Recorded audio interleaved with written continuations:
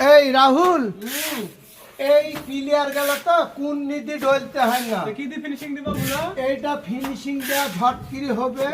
একটা বুদ্ধি আছে, বুদ্ধিটা হলো দেখাও। বুদ্ধিটা হলে পরে যে তোমার এক্সরে ফটো বলছে না, যে হাত ভাঙা মাজা ভাঙা, হাত ভাঙা মাজা ভাঙা পা ভাঙা যে ফটো গুলা বলছে ওইগুলা দিয়ে এই রাউন্ড গুলা প্লাস ফিনিশিং দিবা।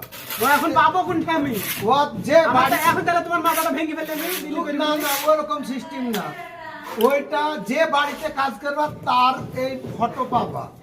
যদি বাড়িতে দেখবা ভাই এক্সরে ফটো আছে, তাদের বাড়িতে দেখবা আছে তা বলবে। যেমন আমরা এই বাড়িটা কাজ করেছি, হ্যাঁ আমরা এই বাড়িটা কাজ করেছি, তো আমরা তো এক্সরে ফটো নিচ্ছি, তো ফটোটা এটা তো এই দেখো যে কোন নীতি ডললে রাউন্ড হয়, এই রাউন্ডটা হবে না, কত সুন্দর দেখো। এইভাবে তোমরা ধরবা, এইভাবে ফিনিশিং দেবা, দেখবা এটা থাকবে না। আবার নিচ থেকে তুমি তুইলি এইভাবেও মারতে পারবা, খুব রাউন্ডা ফিনিশিং চলে আসবে।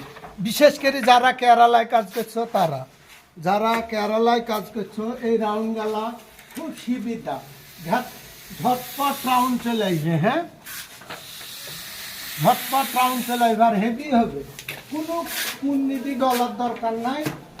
তোমরা যদি এটি চেক করে দেখবা অবশ্যই কাজটা ভালো হবে। তো